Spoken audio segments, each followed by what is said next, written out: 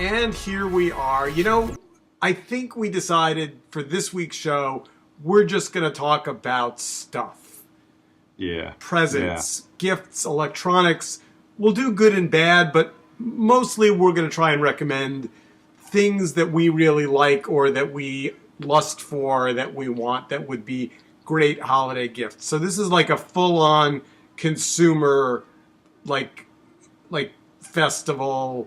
Right. Right? I mean...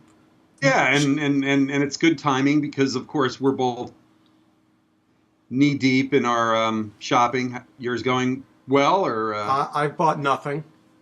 I've bought nothing. And I don't remember whether we've talked about this or not. So I'm in a completely non-religious but mixed family where we do both Hanukkah and Christmas. So the onslaught tends to be unbelievable, and depending on the year, it can be spread out or whatever. Like, how do you guys do? Are you a Hanukkah family, or are you?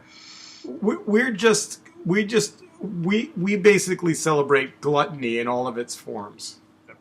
We do all of that, for sure, and we actually have my mother-in-law is really into making sure we all get together for Hanukkah. So even though she's strict about so many things there, she's willing to break all the rules in order to have it at the wrong times and get everyone together. But it is a big orderly deal. So, times I don't have as much time as I usually do. So we're going to go through a bunch of categories: gaming, tech, audiophiles, home, smart homes, travelers, and then at the end, charity giving with a kind of a surprising kicker of what to watch out for in the charity space. So let's just start in the gaming category. So we found this great GameSpot best gift guides of 2017. I have to say I'm shocked that the big heavy gaming platforms are still around. Oh, it's amazing. Well, there's a lot of legacy to support, so they're going to incentivize things. And I think more than anything, there's two parts to it. One is that you just can't match the rich dynamism of some of the games, which oddly tend to be more centered in places like Madden football and NBA than the old legacy stuff we might remember that's Nintendo, Sega, Mario Brothers. Like a lot of that stuff you can do just as well on an iPad. So it's a little bit of that. But there's also the shared experience. I'm doing it right now. We made a decision which we can discuss in the context of what's at the top of this GameSpot, the Super Nintendo. My family made a decision with a 9.5-year-old boy to go with the practically archival Nintendo Wii U instead of the new Nintendo Switch, partly because it's more geared and friendly for younger kids and because it has Minecraft. But sharing these games and playing together instead of with head inside iPad, I think is part of it. Yeah, and so does that mean that it's going to be like in the living room? Is it going to be back to the family huddled around the game? Yeah, I think it is. We make sure that it has to be in this case, and this has to do with rules. We talked about this a few weeks ago about how we manage our kids' experience with this stuff, and the news is that people like Steve Jobs and Bill Gates, restrict their kids' access. We do too. So for us, playing on a Nintendo Wii with the family Wii U doesn't count as TV time. or iPad or iPhone or computer time, really, oddly. So we don't even count TV time because he doesn't even know what a TV is. I meant screen time. That's really kind of charming. That's actually very sweet. Yeah. Well. So anything else, like, there are some games that are hot. I think, if we're going to I think we're making VR and AR a separate category next, but I mean, it bleeds into that a little bit. And I'll just say this, which is that like a lot of these tech areas, and when even you start talking about books, what's fraught with gift giving is pure software, right? Especially if it's downloadable software. There's nothing to unwrap. So the idea of titles versus hardware is a really hard one. So I think some of the accessories are interesting for some of these, games and some of the, standalones. I mean, it is notable that this Nintendo Switch is decoupled from the TV so that you can carry, I don't know if they haven't figured it out themselves, but it's as much competing directly with an iPad as it is a new console system. So I don't really know. Other than that, games are very hard to nail down. Yeah, I thought by now it would all be computers and there'd be nothing left on the platforms. But Switch does appear to be hot. So it's hot, and there's enough people that are always going to be into that stuff. And this is a part of a bigger picture about where all this stuff goes in terms of horsepower and video and audio. And everything else. And I think the question before we leave games completely is, it's almost an Emily Post kind of question. Is a coupon for software or giving software and handing somebody a piece of paper that's a big game? I mean, these games are expensive. The Super Mario thing is like $60. There are certain iPad games that can be $10 or $20. Those things don't feel like gifts to me. If they're not gifts, what are they? Well, they can be gifts. There's nothing wrong with it, but coupons feels like something I give a niece or a nephew, but not necessarily my son or daughter. I don't know. Yeah, I'm not a fan of the GameStop gift card. I'm not. Yeah, no. So AR VR. Any idea what's going to break out this year, or maybe nothing?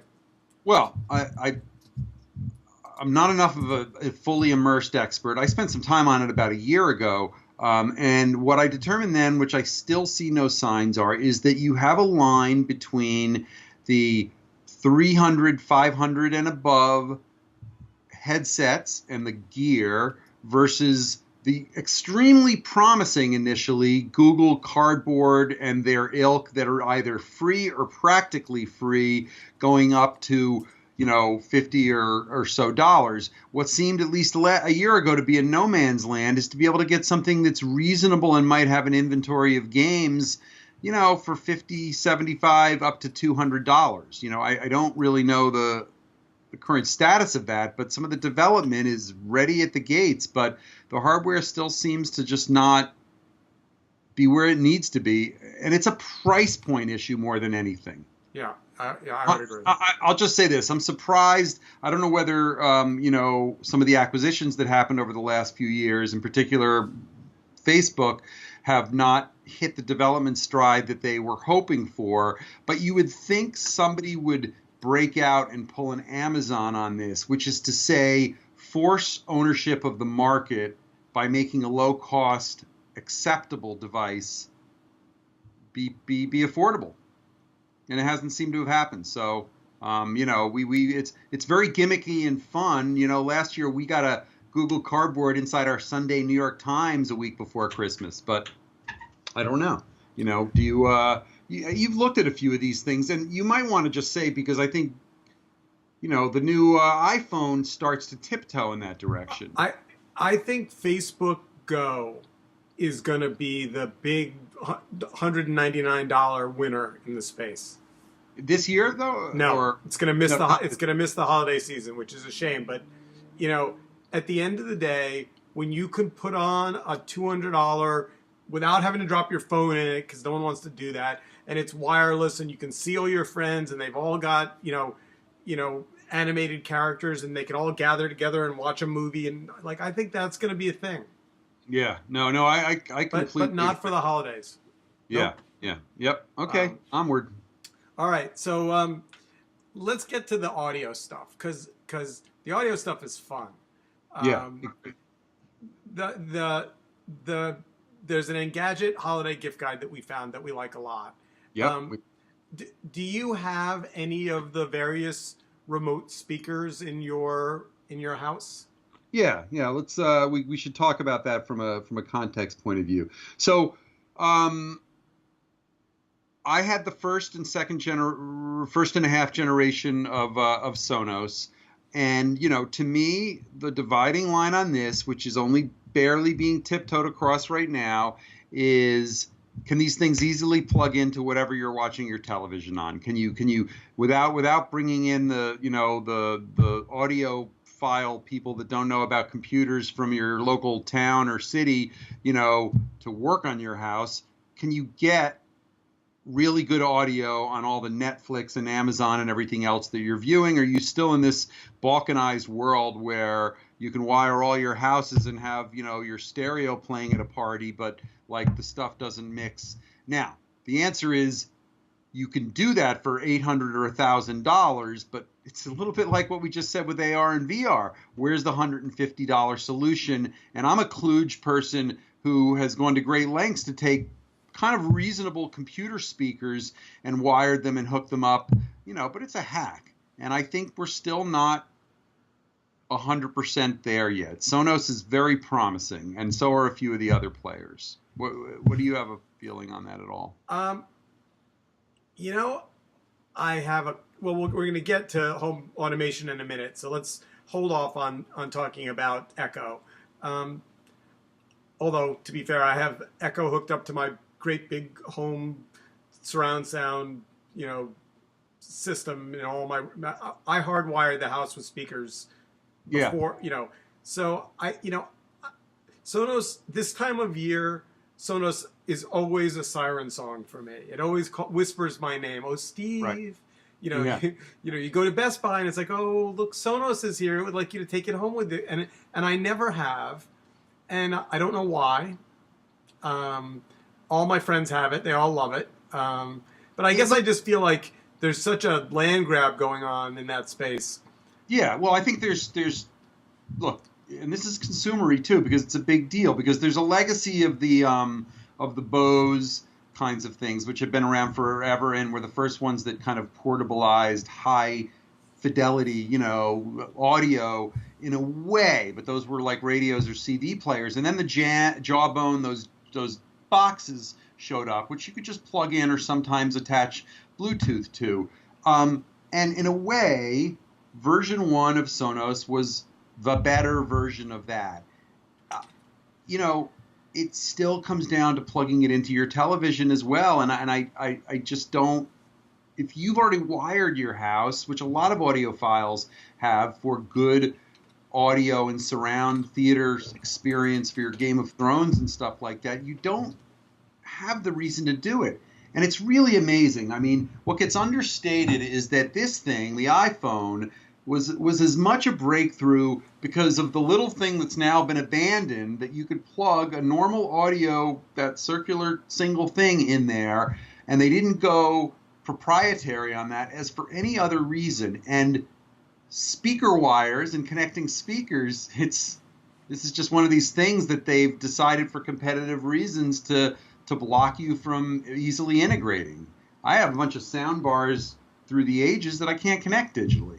I got to say, in looking at gifts, knowing that we were going to recommend some things, I did stumble into this B&O Bluetooth speaker, which is awfully pretty. I saw it, yes. Yeah.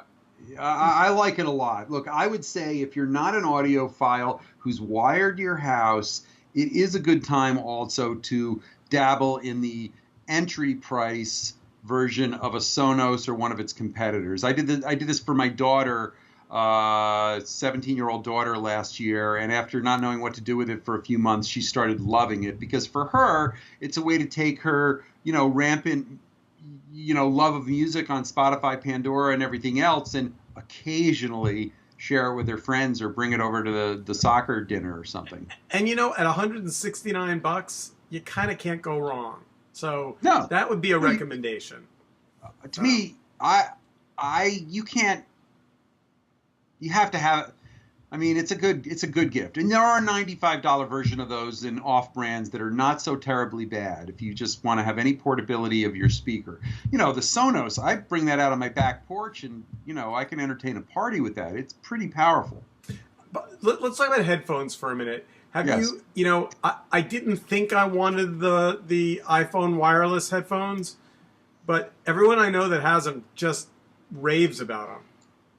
It amazes me, and the TV commercials that have just started airing are so dumb and goofy looking, and of all the things that should be parodied because they look like kind of weird ineffective futurist earrings or something.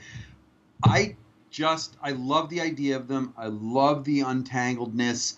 My hang up is with the shapes. The traditional Apple plugs don't work with my ears. If I don't have squishy things to push in there, I can't wear them. So when that becomes non-proprietary, becomes a little interesting to me. So I got to ask the question about those horrible little white sticks, because it looks like you got hardwired headphones that someone snipped the wire off of. It does. So yeah. do you think Apple had a version with no visible electronic dangles and said, yeah, but then they won't know they're wearing, so that was a style decision? Completely think you're onto, we don't even know what question to ask here, but I think there is something afoot there in the tactileness, the visual impression, the ability to sell more, not the fashion statement, because I think that's a bit of a struggle. But honestly, to me, it's a successor of, again, the problem in when they transition now to just having it's not FireWire, it's the lightning port. Is that it? I'm getting it wrong. Yeah. The little tiny dongle gets lost, and I'm pretty damn worried that a couple little individual things are going to get lost too. So whether that has a 1-inch extra stick on it or not, these are really big issues, and these are expensive things, and the kids ask for them and they want them, but I don't know, man. This is a very tough category that is still fraught with issues and is just a continuous cash cow, because it makes a perfect gift, because this is one that has price points that go from like the 40 to the 90 to the 175 to the 350. All right, let's jump to smart home, because there's a lot to talk about there. Sure. So TechCrunch has this great smart. By the way, all of the links are going to be up in the comments section, so don't feel like you have to go Googling around while you're listening to us. So was it last year or the year before? I don't remember when I did my first round of switches and devices, but I did about half the house or about half the living room in smart audio controllable devices, and I kind of paused, and I'm thinking like maybe this is the year that there's another round of expenditures. Yeah, and to go back to those few years, and I want to know what you mean specifically. In startup world, it was like Nest and a few others that said, "Wow, this is something that the time has finally come." I used to be an analyst in home automation. Was a big deal going back to the early '90s, but was never going anywhere. Yep. But it is now a reality. What exactly did you wire with? All right, so I started with the Amazon Echo Dot. Yep. And I plugged that into my stereo, so I got good sound out of it, because I wasn't quite ready to have, I didn't quite believe that those little standalone speakers were going to replace my, fabulous sound. Then I did, we talk more about what's available now. But, I did a couple of light switches, a couple of plugs, and then set up a couple of scenarios so you could say, hey Alexa, turn on the living room lights. Hey Alexa, but the Echo Dot is now so damn cheap. At $29, why wouldn't you buy a 6-pack of them?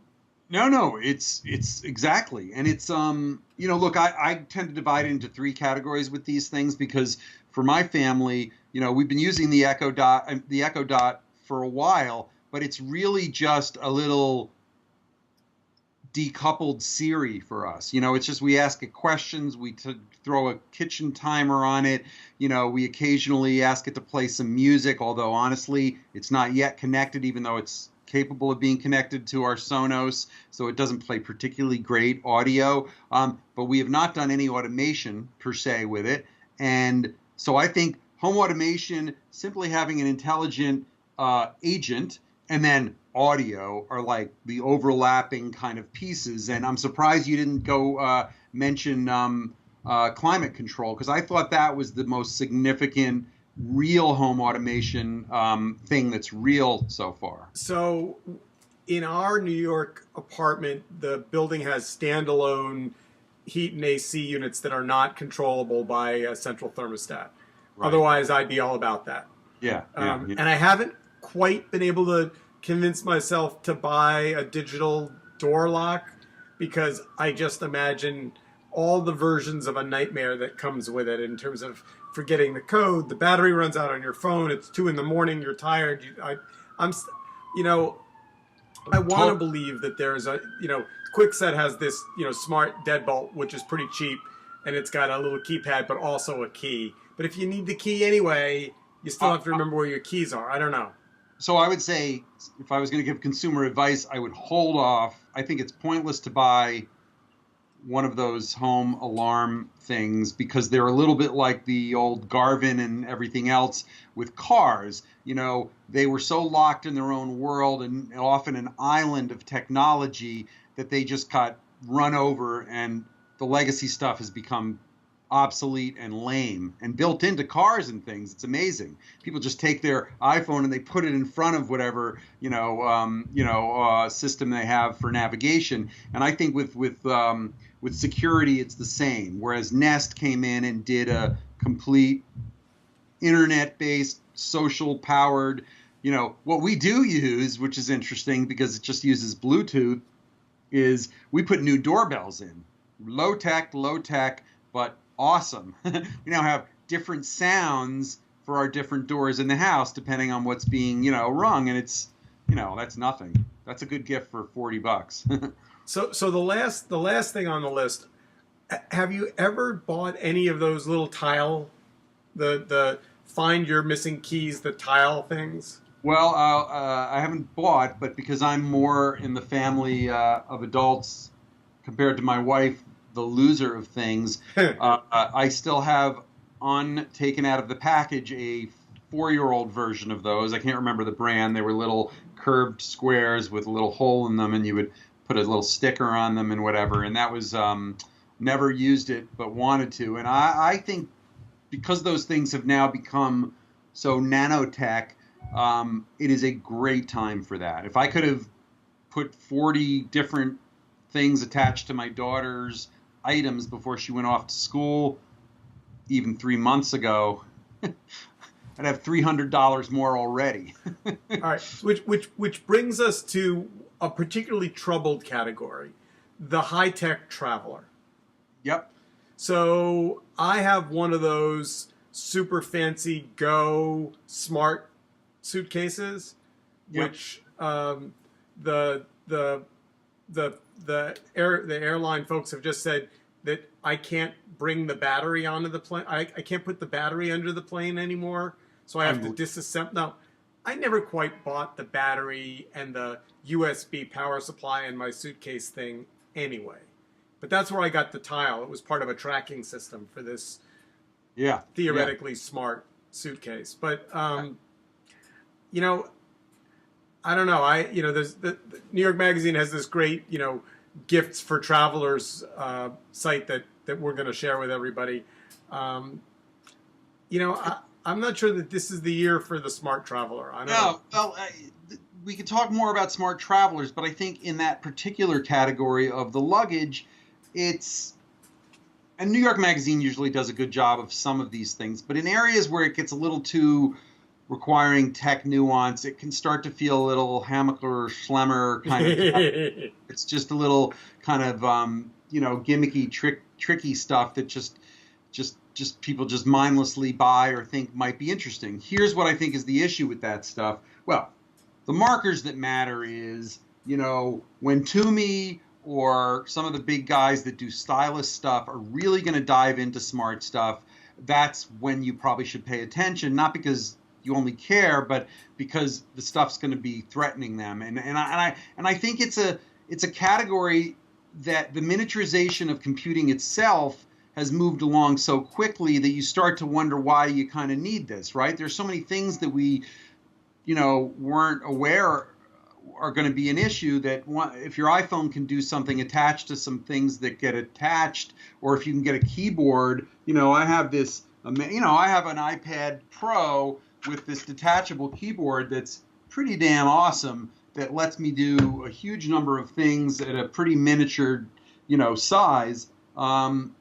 and it's kind of partly killed the laptop notebook category or compromises. So the question is, what do you want tech-wise? Is it to hold the battery and a recharge? I think charging is still the big gorilla in the middle of tech travel, right? Yeah. It's like it either needs to, like I'll spend my money on another one of those blocks before I spend it on something that's, I don't know. Yeah. All right. So we have just a few minutes left. So let's go to charity giving because, you know, given what's going on in the world, this would seem to be a really good year to buy less crap and give money to good causes, right? Yeah. So that would be my message to our listeners and fans, which is, Yep. you know what?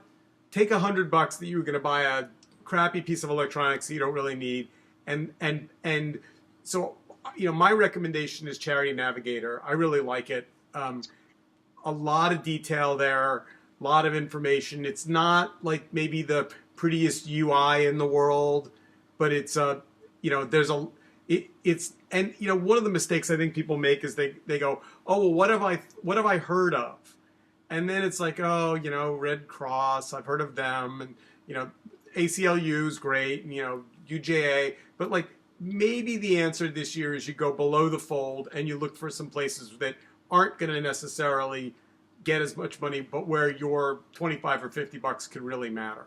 Yeah, and I think what's good about Charity Navigator and its ilk is it works both ways. You as an individual could decide to use it, or you can make it a part of a gift kind of and give people the ability to kind of micromanage or personalize something they do, right? That's interesting. I think it's a really interesting, where we're looking at things like that to sort of, give our kids the ability to, we'll give whatever in your name. Here, go, you make the decision, you become involved in something and do a little bit of that. But before dive, I think you're right.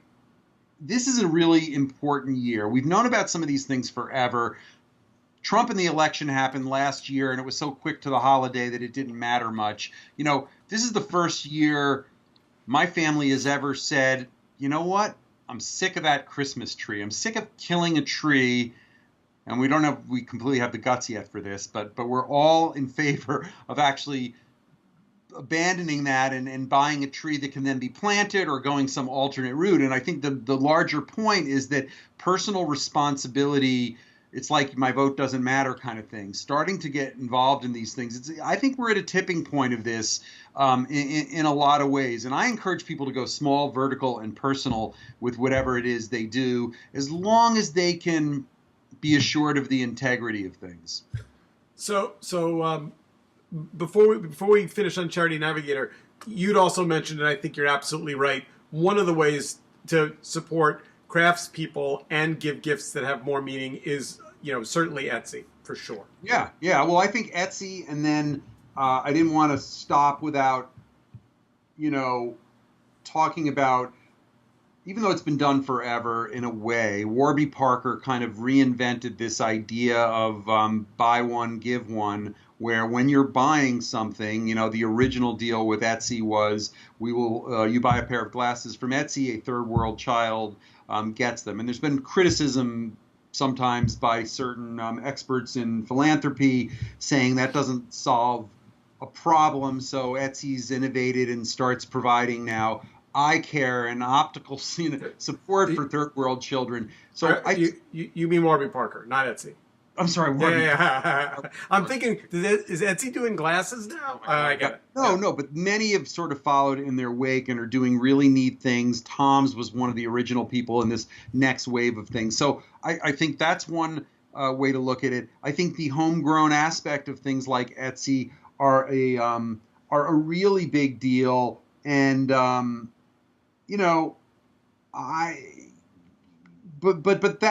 But I would put a line between, what's great about Etsy is it gives you a chance to buy small or local within its region and reject corporate in a certain way versus pure charity, which is a slightly different thing. But they're both really terrific and terrific ways to spend your money. So if you go to Charity Navigator, there is actually, and we'll put this in the link as well, Charity Watch, which is the news coming, and there's some really pretty shocking charity news that doesn't make the front page of the New York Times, but just places you want to be careful of. And then, I dug around because I was like, all right, what's the big surprise here?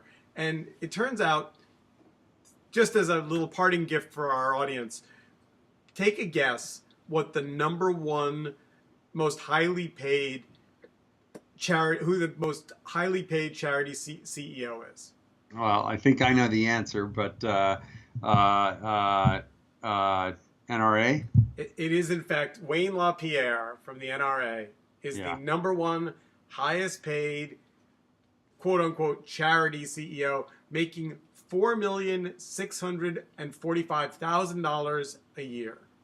Yeah, labels suck sometimes, and it really is unfortunate that there's certain bureaucratic and legal reasons why political lobbying groups and other kinds of official nonprofits versus true charities are lumped into the same category. And that's, really, really unfortunate. I just want to, if we got a minute or two, do we have? Yeah, go ahead. Okay. Because I want to make sure to cover a few things that are peripheral to this. One is, before leaving the charity thing, I would say it doesn't have to be digital. There's so much going on local, and one of the biggest issues with nonprofits in general is not enough of the benefits and the skill sets. It used to be they didn't know how to run their businesses like businesses. Today, not enough of them are plugged into social media or have the kind of benefits of getting their word out in ways that can be really scalable. So I would say give money or time locally to a charity that makes sense. Before we leave Etsy, I want to just say something, because as analysts covering this, in a way, we want to weigh in a little bit. In the earlier days of Facebook's social graph, it used to be permissible to do something that Etsy did an incredible innovation with for a year or two, and I think it's since been disallowed. I, as a user of Etsy, when I've connected through Facebook, used to be able to go to a gift-giving section and, without anybody's privacy being betrayed, using all the likes and things you're a fan of all my Facebook friends, I would see a list of my 300 Facebook friends one by one with gifts recommendations that were basically keyword matches with likes and things that were available on Etsy, right? So if you liked the Yankees... Oh, wow, that was great. And it went away?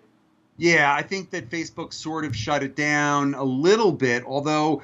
And it seems to you at first glance like, isn't that a privacy invasion? Well, no, I'm friends with you. I can go look at what you're like. So all it does is give me a shortcut. What an amazing thing. And the rich universe of things that were sold on Etsy was a pretty good match for the universe of things that people tend to like or be a fan of, which if you study it on Facebook, something like 5,000 things make up 95% of what we like, and they tend to be cultural, teams, movies, sports, whatever. So it's a really interesting thing, and I think it's been a failure of tech and social media to not have figured out the Rosetta Stone to make our lives easier, because how great would that be?